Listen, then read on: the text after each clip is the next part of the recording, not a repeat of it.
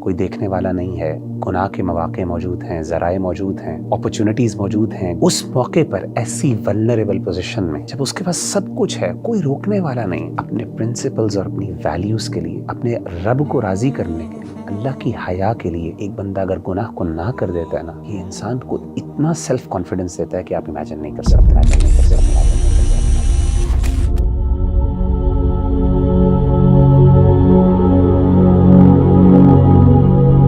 صحابہ کرام اور ہمارے جتنے بھی انبیاء کرام آئے ہیں، ان کے اندر نا ایک بڑا امیزنگ قسم کا سیلف کانفیڈنس تھا، خود اعتمادی تھی. اور بڑے بڑے بادشاہوں اور بڑے بڑے دنیا دار لوگوں کے سامنے وہ حق کی آواز بلند کرتے تھے اور حق کی بات کہنے میں ہچکچاتے نہیں تھے. لیکن ہم آج کل اپنے آپ کو دیکھیں یا یوتھ کو دیکھیں تو ان کے اندر سیلف کانفیڈنس نہیں ہے.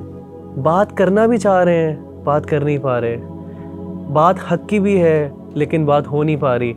تو وغیرہ بھائی کیسے ایک انسان کے اندر سیلف کانفیڈنس آ جو کیا سیکریٹ ہے کہ اگر وہ بندہ اس کو اپنی زندگی میں اپلائی کرے، اس کے اندر خود اعتمادی بھی آ جائے اور وہ حق کی بات بھی کر پائے؟ ربی بھائی، اللہ تعالیٰ کو نا 2 قطرے بہت پسند ہے، حدیث میں آتا ہے. ایک قطرہ وہ ہے جو انسان جب اللہ کی راہ میں جہاد کرے اور خون کا قطرہ اس کے جسم سے بہہ جائے، یہ اللہ کو بہت پسند ہے قطرہ. اور دوسرا قطرہ جو اللہ کو سب سے زیادہ پسند ہے وہ یہ ہے کہ انسان اکیلے میں اللہ کے سامنے روئے اور اس کی آنکھوں سے آنسو نکلیں. یہ جو آنکھوں سے آنسو نکلنا یہ اللہ کو بہت پسند ہے. میری نظر میں سیکرٹ جو ہے نا خود اعتمادی کا اور ایسا کانفیڈنس کہ جس میں انسان سمجھے کہ میری سامنے بادشاہ بھی کچھ نہیں ہے، انسان اپنے آپ کو اتنا بڑا سمجھے، یہ تبھی ہوتا ہے جب انسان کی خلوت پاک ہو جائے، انسان کی آئسولیشن پاک ہو. یعنی دروازے بند ہو گئے ہیں، پردے ڈل گئے ہیں، کوئی دیکھنے والا نہیں ہے، گناہ کے مواقع موجود ہیں، ذرائع موجود ہیں، اپرچونٹیز موجود ہیں گناہ کی، لیکن انسان اللہ سے حیا کھا لے، اسے اس بات کا احساس ہو کہ میرا رب مجھے دیکھ رہا ہے، اس کو اپنے آپ سے شرم آئے. اپنے آپ کو دیکھیں، ہر بندہ چاہتا ہے اپنے آپ کو اچھا دیکھنا، کوئی بندہ برا نہیں دیکھنا چاہتا. اس موقع پر ایسی ولنریبل پوزیشن میں جب اس کے پاس سب کچھ ہے، کوئی روکنے والا نہیں، اپنے پرنسپلز اور اپنی ویلیوز کے لیے، اپنے رب کو راضی کرنے کے لیے، اللہ کی حیا کے لیے ایک بندہ اگر گناہ کو نہ کر دیتا ہے نا، یہ انسان کو اتنا سیلف کانفیڈنس دیتا ہے کہ آپ امیجن نہیں کر سکتے. نبی صلی اللہ علیہ وآلہ وسلم کی بڑی پیاری حدیث ہے، آپ نے فرمایا کہ 7 یظلهم اللہ فی ظلہ یوم لا ظل الا ظلہ. 7 قسم کے ایسے لوگ ہیں جن کو اللہ قیامت کے دن اپنے عرش کا سایہ نصیب فرمائیں گے، جب اس دن اس سائے کے علاوہ کوئی اور سایہ نہیں ہوگا. ان 7 میں سے ایک شخص رجل ذکر اللہ خالیا ففاضت عیناہ، ان میں سے ایک شخص وہ ہوگا جو اکیلے میں اللہ کو جس نے یاد کیا اور اس کی آنکھوں سے آنسو بہہ پڑے. ابھی بھائی یہ بہت بڑی بات ہے.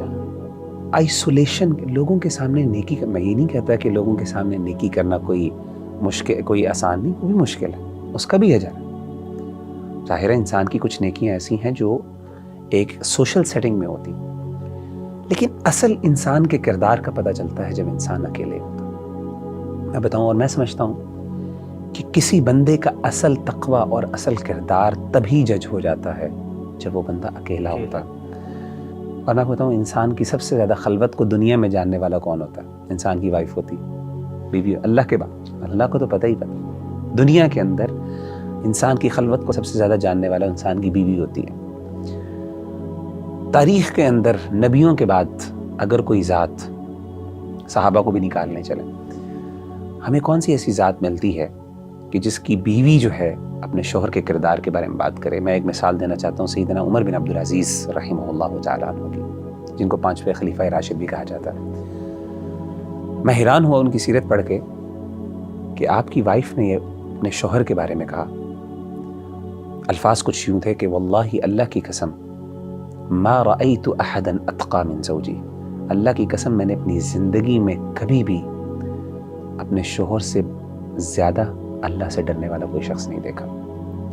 امیجن کریں، ہن لباس لکم وانتم لباس لہن، کہ بیوی آپ کے بارے میں یہ کہہ رہی ہے کہ میرا شوہر کی جو نیکی ہے آپ امیجن نہیں کر سکتے. یعنی کوئی ہرڈل نہیں ہے, کوئی روکنے والا نہیں ہے. یہ ایک تقوی کا معیار ہے. انسان جب تقوی کے اس لیول پر ہوتا ہے تو اس وقت انسان کو جو اعتماد نصیب ہوتا ہے اور اللہ کی طرف سے جو انسان کو خود اعتمادی گفٹ کی جاتی ہے, میں کہتا ہوں یہ با کردار آدمی ہوتا ہے. یہ بندہ ہوتا ہے جو بڑے بڑے بادشاہوں کے سامنے حق کے لیے ڈٹ جاتا ہے, جس کے لیے اپنا آپ, جو اپنے آپ کو نیچا کر دے, جو اپنے آپ کے خلاف ڈٹ جاتا ہے, وہ پھر دنیا کے خلاف بھی ڈٹ سکتا ہے. سب سے مشکل تو اپنی ذات کے خلاف کھڑا ہونا ہوتا ہے.